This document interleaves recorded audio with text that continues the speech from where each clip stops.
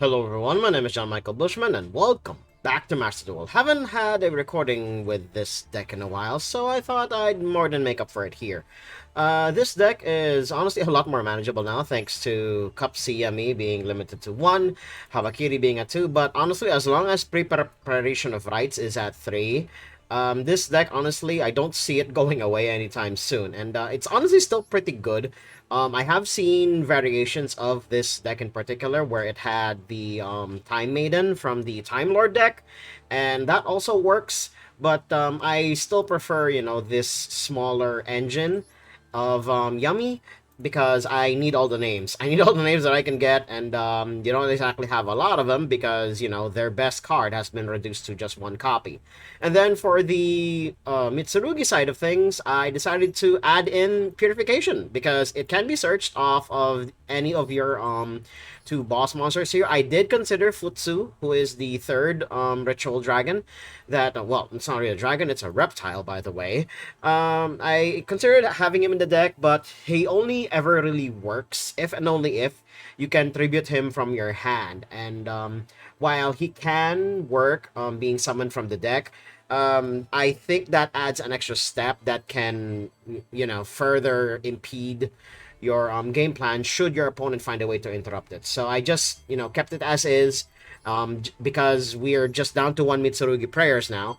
I just added in even more disruption. But this does expose us to a bit more back row removal and that has actually been becoming more and more prominent in the current state of things. So I have actually been considering shaving down the infinite impermanence, but we do need go second options.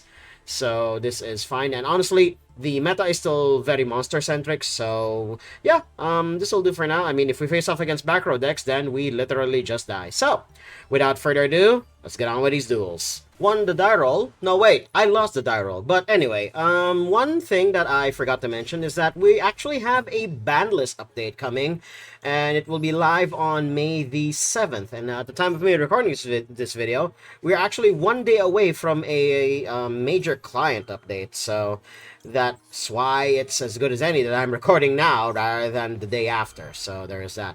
Opponent tried to Ash Blossom my Fualos there, but thankfully I had 2 copies in hand. Otherwise, this would have been a great hand if I went first, because pre-prep basically just unlocks this entire hand, and then we can just eschew searching Yummy Surprise during the combo line because it's already in our hand. We also have Purification, which is also great. We don't have to search for it anymore. But my opponent is playing Blue Eyes, so let's see how far they go. But I'm gonna make you guys sit through it. This is a sort of wombo combo deck, and then they're gonna try and mid-range us to death. But yeah, let's see how powerful their board is after this jump cut. Okay, we're here at the start of my turn, and I am not confident about my odds at all. Opponent has shown that they are on the Kaibalan build here. Where is the boy?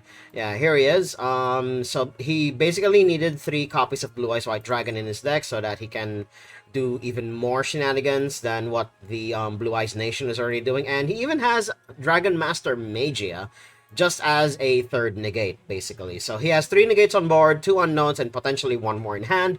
Normally I would concede here, but I'm actually going to try.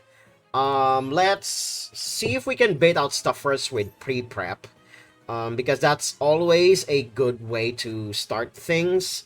Okay, they definitely sort of fell for the trap, so that is fine, and I don't think they'll be doing any special summoning for this turn. They're literally just going to stop me from doing anything. But if they do use their 3 negates and I can still push past it somehow, we are going to be really good here. Which one of these guys can't be targeted? Or what we can do is we can also just remove True Light somehow, but I sadly don't think we have any back row removal in this deck at all. Yeah, most of our stuff is like monster based, and Blue Eyes has the benefit of actually working with oh, it negated the activation. It didn't negate the effects, so that's actually really good. It can only activate. Okay, I mean, we'll try again. Again, we're gonna keep trying to punch through, and we're gonna waste your negates here. Okay, cool. Using Dominus Purge, that is fine. Again, we're gonna make them run out. We're gonna run through all of their negates until they can negate no more. So now we use Habakiri here. This might force out a negate from either Magia or Cypher Divine Dragon, which it does. We can now move into the Yummy line because we are afforded that. Okay, yep. And then rather than be destroyed, it's going to do that instead. So that is Gucci in my book. We're actually going to start with Lolipo here. So we normal summon Lolipo, try to activate the effect. Let's see. Maybe I actually shouldn't have done that because we won't have any monsters on board. So yeah, I may have just killed myself by activating that effect. I probably should have just let it be and not activated its effect. So yeah, he may just negate this, and that's definitely an oopsie on my part. I definitely should not have activated it because now he'll use the Magia, remove my lone body on board, and now I no longer have anything. So yeah, definitely a big misplay on my part. Probably should not have activated Lolipo there. Just got a little too excited in pressing buttons here. So yeah, my opponent takes this because he literally has enough power on board to kill me. Let's move on to the next duel. Won the die roll this time around, so let's see what kind of board I can build up here. Pretty decent, all things considered, so let's see where we go from here. We can normal summon Fualos, transform it into an Almirage, and then start special summoning all of these guys onto the board. So, yeah, I'm gonna do that, because once we have stuff on board anyway, we won't be able to use Fualos here. So now we're going to Almirage, and this should already tell my opponent what I'm up to. So there is that. So we do that. We summon Lolipo here. And then we summon Cookie. There we go. And then we're going to summon the Snatchy. There we go. Summon Snatchy. There we go. We'll summon the other one later. So we get the field spell first because that is the most important thing in this entire shenanigans. Okay, now that that's there, yeah, I think we revive now because we're going to go through that line again later anyway, so we're going to do that, get Lolipo there, and then we're going to get Cupsy, this, and this, there we go, so that we also have the others in rotation, there we go, then Cupsy, effect. And then Cupsy, we're adding the actual Cupsy, well, Cupsy Yummy from the main deck, and then Marshmallow. Then we discard the Marshmallow. There we go. And then we special summon Cupsy. Cupsy does its thing by searching the field spell. We only have one cup. Well, wait, no, we already have the field spell. We're gonna get the quick play. There we go. I corrected myself there. Now we're going to go into the Sorrow Cat. There we go.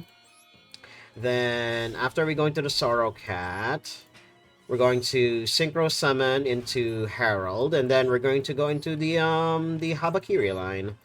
There we go. So yeah, we somehow got there, and we still even have Snatchy on board. So we don't have to revive him anymore. So there is that. So that's good. Now we use Gravity Controller here, and actually no, we do need to use Yummy Surprise in a bit, so that we can revive the one of our Yummies in the graveyard, and then we can synchro away, and then have the quick synchro on my opponent's turn at the ready. So yeah, our combo is going on without a hitch, so this could just mean my opponent is going second deck. But I'm not quite sure how deep their going second tools go. They are just letting everything pass, so it's already mildly concerning to me. But we're not going to summon from the deck because our target is already in hand, so that's very sad on my part. So we're gonna special summon that guy. I think, yeah, we just get rid of the one in the deck. We deck thin a little here, because it's not going to be useful to us anymore anyway. And by that I mean it's not going to search us anything because our lone target is already in the graveyard. So we get Habakiri's effect here. We search Mirror, And then after searching the mirror, we're going to search the trap card. So there we go. Then we're going to summon the one from the graveyard by... We're actually going to sacrifice the one in hand so that we have even more material. There we go. And then this will actually allow us access for the other stuff very, very easily. Now, we don't even need to go into the other stuff anymore because we have that. So, Sorrow Cat, we're going to put back Herald of the Arclight. Space is going to be a little tight, but I think we can manage. There we go. And then we go with Surprise. There we go. Summon from hand or graveyard. We're going to summon the Marshmallow. There we go. And then Marshmallow effect. We're going to put back the Surprise. Oh wait, no, I made a mistake. I definitely should have tributed off the Murakumo so that we can search the trap card. Yeah, definitely another oopsie on my part. But I think we'll be fine here. We will be fine. Yeah. This is just a quick synchro on my opponent's turn. But sadly, because of my zone placement, we can't exactly do too much here. So yeah, we just have one negate. And, well, technically two. And then we can, because of my poor zone placement, we could have had access to Dynamundo. But I think we'll be fine. We'll do fine. We'll do fine. My opponent wasn't able to do too much anyway, so we'll see if this is going to be more than enough. And we can also just still use the Yummy Surprise here as a double bounce. So that's, I guess, a blessing in my book. So we shall see. We shall see. But yeah, I'm definitely misplaying a lot in this video. Good God. Zone placement is a thing. Definitely should have tributed off the Murakumo so that I have an additional layer of negation so that I could have gotten the trap card, but what can we do? I very rarely play this deck because everyone expects it, so everyone is ready to stop it from ever gaining a foothold. And ooh, opponent's playing Weather Painters, so we're gonna do this now because their column placement is going to be a bitch to deal with. So we're gonna get Sorrow Cat here. We're going to synchro into Herald. Synchro into Herald here. And then, hopefully, our two negates and potential one-card bounce are going to be more than enough. But we shall see. But if it isn't enough, then we'll just move on to the next duel. As is usual around these parts. I did not expect that at all. What are you planning here, opponent? Unless you're a masochist player, which I do encounter every once in a while. But yeah, I don't know why you set it up the way you did. I am curious now as to what you have here, opponent. But we will find out soon enough now, won't we? But if you're just going to commit Sudoku, then I think it's very safe to move on to the next duel, even with my misplays. So, yeah. If this were a better built, or if it were a more meta deck, it probably would have been run over. But if it's just this, I'm not quite sure what it is. I'll just check it in post. So, yeah, it's safe to move on to the next duel from here. Lots of die roll yet again. So, let's see what kind of board my opponent can build up here under the oppressive thumb of Purulia and Fualos. So, let's see. I think we'll lead with Purulia first and then see if they Ash Blossom that. If they Ash Blossom that, then that means our Fualos is going to be free. Let's see. I mean, they could just let it slide because they're rocking like full-on Sky Striker stuff, so this could just very well be a Sky Striker deck. I mean, what else could it be, basically? If they let this be, but then they let Fualos through, then then they're gonna be swimming in a lot of disadvantage. But if they're gonna do that, then let's see you dance, opponent.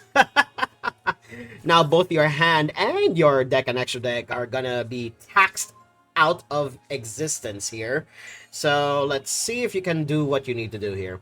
Without, giving me cards. So let's see. You can give me probably 4 cards at the most before you are satisfied, because that's what I would do if I were the Radiant Typhoon player.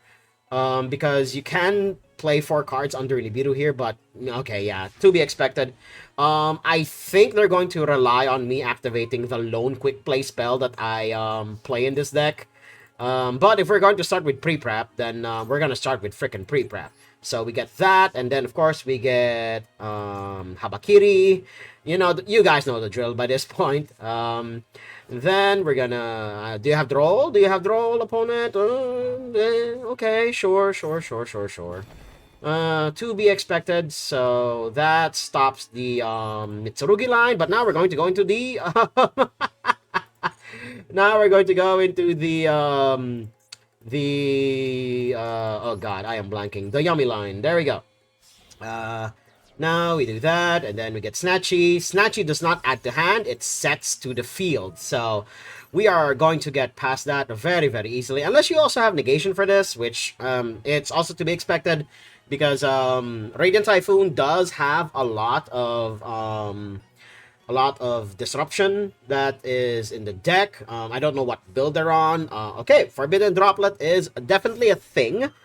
But we do have another yummy name in hand. So we can just, you know, synchro this away and then somehow get into what we need to get into. Yeah, I think we're still in the game here, boys and girls. So we go into Cup C. There we go. And then we're going to search the all right, no, we can't add to hand. God fucking damn it, I completely forgot. I should have gone for the other one instead. Yep. Woe is me. Yeah, I am misplaying a lot. God, I completely forgot about Drone Lockboard. That is definitely on me. So we sadly cannot get much anymore. So there is that. This video is just full of freaking misplays. But this is definitely what you would expect out of, I don't know, I guess Farfa's Table 500. People making horrid mistakes like this, and that's why they're on Table 500 in the first place. So there is that. Or, you know, Table 500 is just a showcase of weird and wacky stuff that the Yu-Gi-Oh game is potentially capable of. But yeah, we definitely lost this one because of Drone Lockbird. And knowing Sky Striker, they'll probably have a way to OTK me from here because they'll just, you know, swap their extra deck monsters in and out. And I sadly do not have any more disruption from here. I can still try with the Imperm that I have set, but I am not confident about my odds here. So yeah, we either move on to the next duel or I somehow crawl out of this one. But no, because they're going to do that, their Zero is going to dodge, and yeah, we'll definitely move on to the next duel. Won the die roll at the very least, so let's see what kind of board I can build up. They're rocking the WP sleeves and then a bunch of the promo stuff that came out of the anniversary. This hand sort of sucks, but we do have a maxi, so we can deal with some things here. But if pre-prep does get Ash Blossom, then we're pretty dead in the water here. So, okay, searching Mirror, then search Habakiri. So let's see if my opponent has Droll. No, they do not. Alright, so we play Habakiri here. And then let's see if they respond to this. They do not respond yet. So we summon Saji out of the main deck. Then trigger the Saji after tributing him off. Do they have an Ash for this? They don't yet. Now we go Mitsurugi Ritual, and my opponent just concedes. Okay, cool. They did not have any response whatsoever. I guess I'll just check and post what kind of deck they had and why they had to concede that early. I guess they didn't have any hand traps. They didn't want to sit through another Mitsurugi combo, but if they stuck around any longer, they probably would have seen that I also had Yummy lines, but yeah. I needed an easy win like that after past couple of losses. We take stuff like that around these parts. Let's move on to the next dude. Lost a die roll yet again. So let's see what kind of board my opponent's going to set up here. We have a Purulia, but I'm not sure how useful this is going to be in this specific matchup. So we'll find out soon enough. I have been encountering a lot of these barcode names lately, as the Hearthstone community calls them. So this could be a bot, but I have faced off against one specific quote-unquote bot in particular that presented me with quite possibly one of the most unique duels I've ever had the displeasure of going through. Let's just say I have it in, I have it saved, I have the replay saved, so we're just going to, you know, you guys are just gonna see the upload, when it comes to it.